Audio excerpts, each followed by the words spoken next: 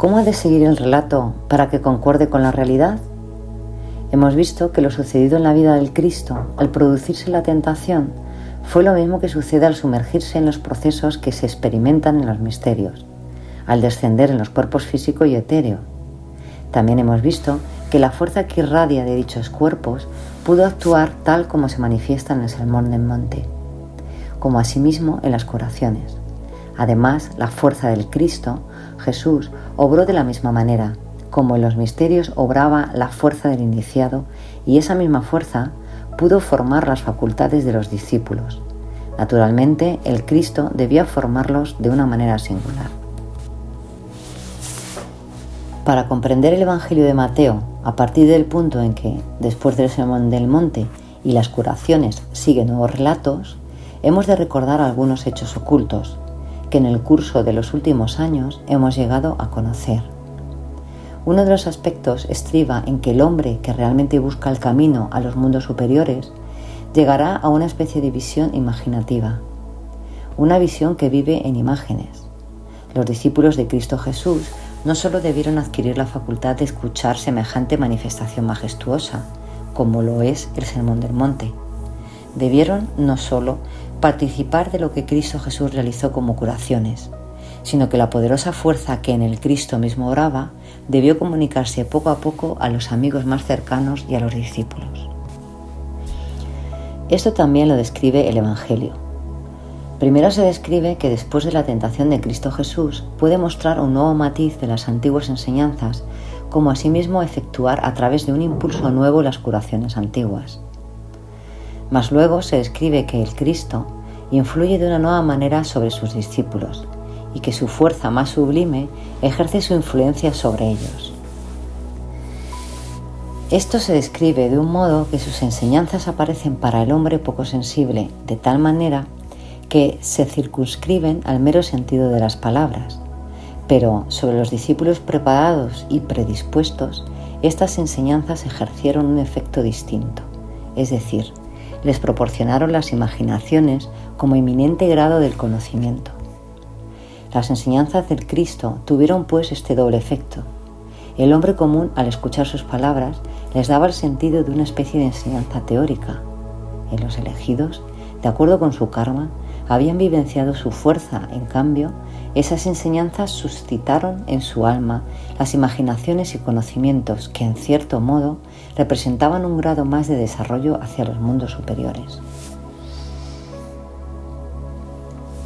Esto se refleja en la expresión: los que están fuera solo oyen parábolas, lo que se refiere a expresiones metafóricas de lo que sucede en el mundo espiritual. A vosotros, en cambio, os he concedido saber el sentido de las parábolas, o sea, el lenguaje que los conduce a los mundos superiores. Y ahora vamos a profundizar en la contemplación de cómo se pudo guiar a los discípulos hacia los mundos superiores.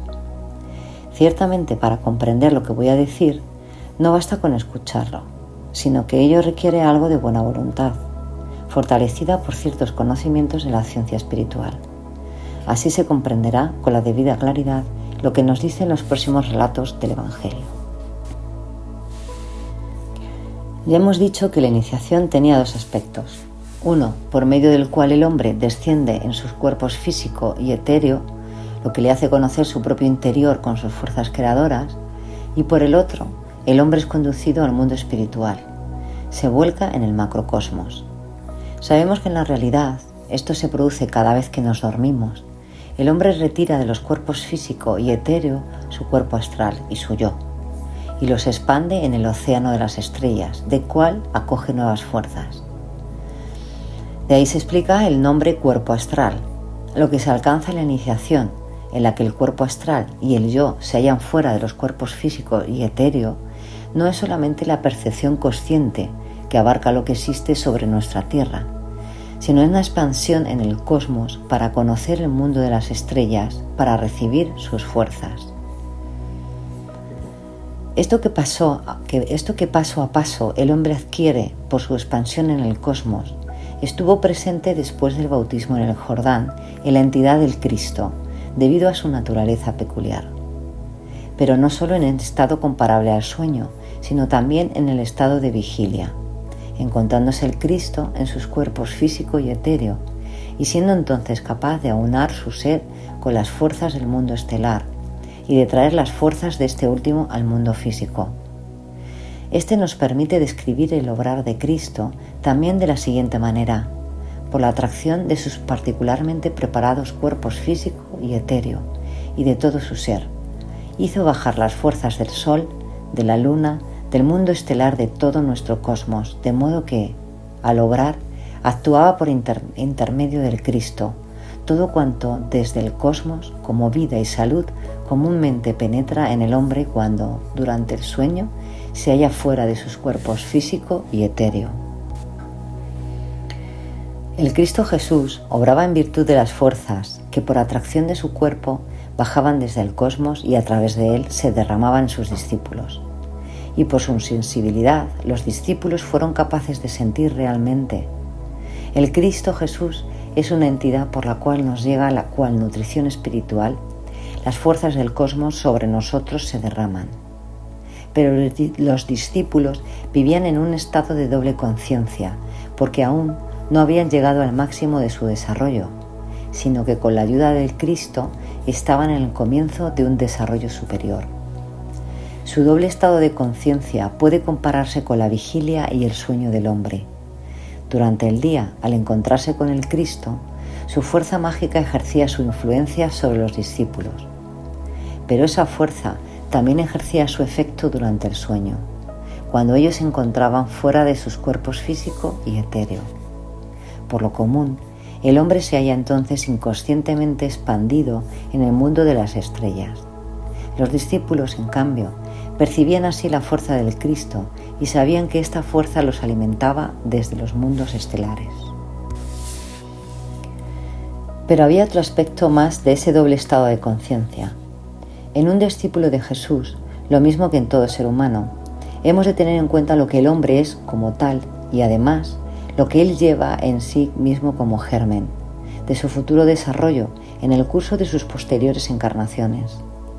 En cada uno de nosotros ya existe, por cierto, lo que, por ejemplo, en una futura época cultural, en una nueva encarnación, percibirá como su mundo circundante de una manera totalmente distinta.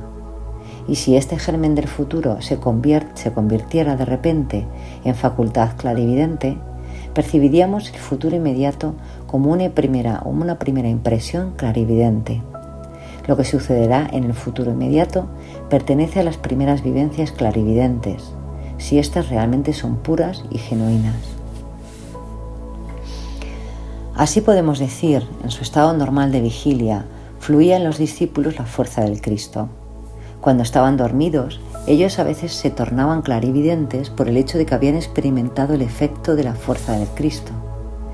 Pero entonces no veían lo que sucedía en esos momentos, sino aquello en lo que el futuro de la humanidad debió suceder. En cierto modo se sumergían en el mar de la visión astral y veían lo que debió de suceder en el porvenir. Estos eran los dos estados de los discípulos, el de vigilia, en el que, a lo que fluyó desde Zaratustra en el cristianismo, el Cristo ahora, desde las vastedades cósmicas, aporta las fuerzas del universo como nutrición espiritual, porque Él es la fuerza del Sol. Él transmite las fuerzas que el Sol envía desde las 7 constelaciones zodiacales del día. Esta es la nutrición para el estado de vigilia.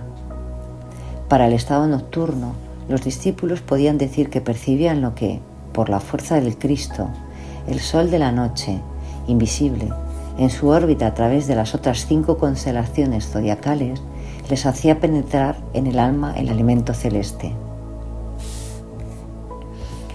En su clarividencia imaginativa, los discípulos sentían: estamos unidos con la fuerza del Cristo, la fuerza solar que nos proporciona lo que es adecuado para el hombre de nuestra era, o sea, para el hombre de la cuarta época cultural. Y para el otro estado de conciencia, la fuerza del Cristo nos da lo que el Sol nocturno puede proporcionarnos como fuerza de las 5 constelaciones zodiacales de la noche.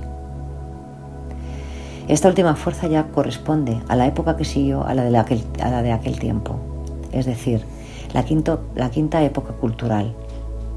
Él, como podría expresarse, lo que de esta manera los discípulos experimentaban, volveremos a referirnos en la próxima conferencia. Por ahora solo mencionaremos lo siguiente. Antiguamente una multitud de personas se llamaban un millar, y para más especificación se agregaba una cifra según la correspondiente característica más importante. Así, por ejemplo, a los hombres de la cuarta época cultural se los designaba como el cuarto millar, y a los que ya vivían según la característica de la quinta época cultural se los denominaba el quinto millar. Se trataba de términos técnicos.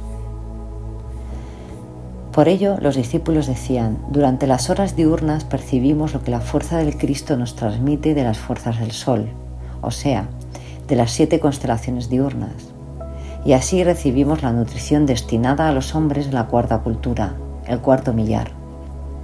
Durante nuestro estado clarividente nocturno percibimos, por las constelaciones de la noche, lo que corresponde al porvenir inmediato, o sea, al quinto millar.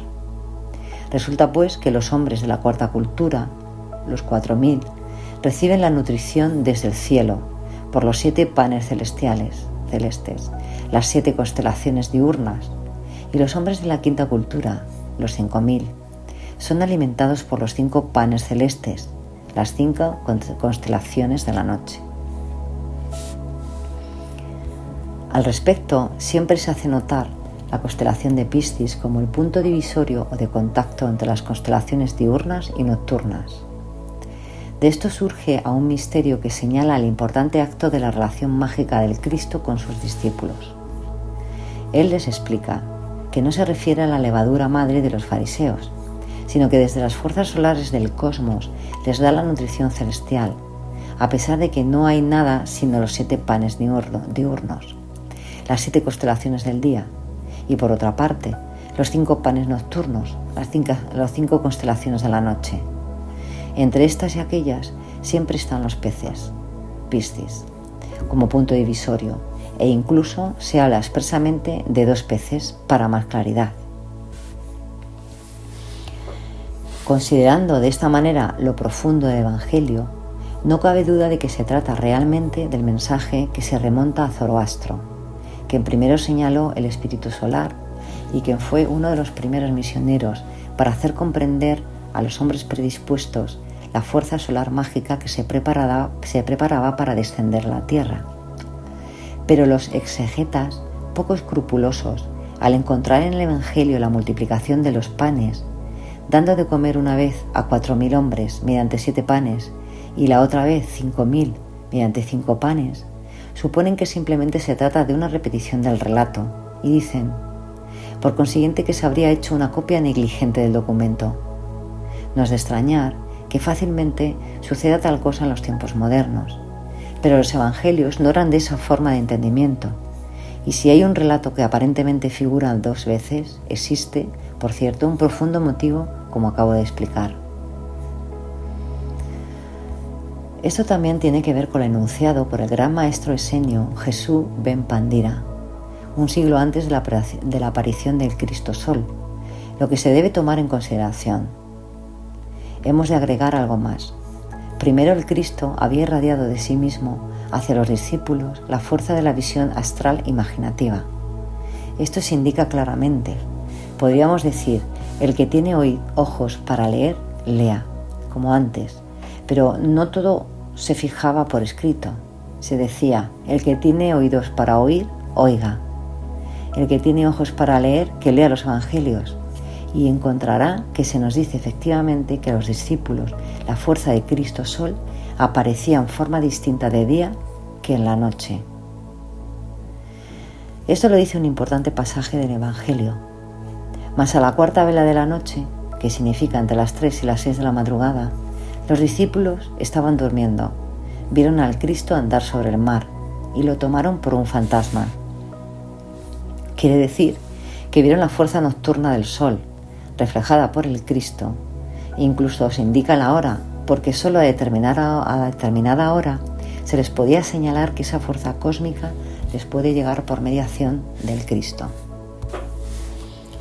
El hecho de que el Cristo anda caminando en Palestina y que el caminar de esta individualidad representa un medio por el cual el Sol ejerce su fuerza sobre la Tierra, encuentra su expresión cada vez que se indica en qué relación se encontraba el Sol con las constelaciones, los planetas celestiales. Esta naturaleza cósmica, este obrar de las fuerzas cósmicas a través del Cristo, se explica reiteradamente. El Cristo Jesús debió proporcionar a sus discípulos, a los debidamente preparados entre ellos, una iniciación más elevada, de modo que pudiesen ver el mundo espiritual, no solamente en imaginaciones, o sea, en imágenes astrales, sino que ellos mismos llegaran a ver y a oír lo que sucede en los mundos espirituales. No todos fueron capaces de alcanzarlo, sino únicamente los más sensibles a recibir la fuerza que irradia del Cristo: Pedro, Jacobo y Juan, según el Evangelio de Mateo. Se nos relata, pues, que a estos tres, los más predispuestos para ello, el Cristo los lleva a donde los puede conducir, o sea, a la esfera espiritual en que percibieron los arquetipos espirituales. Primero el Cristo Jesús mismo y luego del antiguo profeta Elías, el que, reencarnado en Juan Bautista, fue precursor de Cristo Jesús. Vieron pues a Elías. Esta escena tuvo lugar después de la muerte de Juan, encontrándose éste en los mundos espirituales. Y vieron también al precursor espiritual Moisés. Esto fue posible después de haberlos conducido, no solo a la visión astral, sino a la espiritual. El Evangelio lo revela al decirnos que los tres discípulos no solamente vieron al Cristo con su fuerza solar.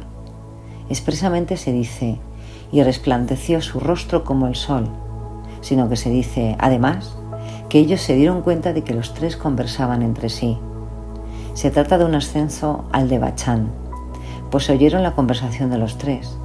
De este modo, el Evangelio de Mateo nos describe al Cristo Jesús como receptáculo y portador de la fuerza de la que Zoroastro había hablado, como portador de la fuerza solar. Consecuentemente describe el Evangelio que en Jesús de Nazaret, esa fuerza solar, el espíritu del sol, Ahura Mazdao o Ormuzd, del cual Zoroastro solo pudo decir que vivía en el sol, vivió sobre la tierra, se unió con ella y que por su única vida en el cuerpo físico, cuerpo etéreo y cuerpo astral, se transformó en un impulso para la evolución terrestre donde se arraiga en el curso de los tiempos. Dicho con otras palabras, la yoidad vivió una vez sobre la tierra, en una personalidad, de modo que los hombres, a través de sus encarnaciones sucesivas, adquirían las fuerzas de esa yoidad por su adhesión al Cristo, o compenetrándose con la naturaleza del Cristo, como San Pablo lo había vivido. De encarnación en encarnación, durante el resto de la evolución terrestre, los hombres que se compenetren de la fuerza de aquella personalidad ascenderán a las alturas cada vez más elevadas.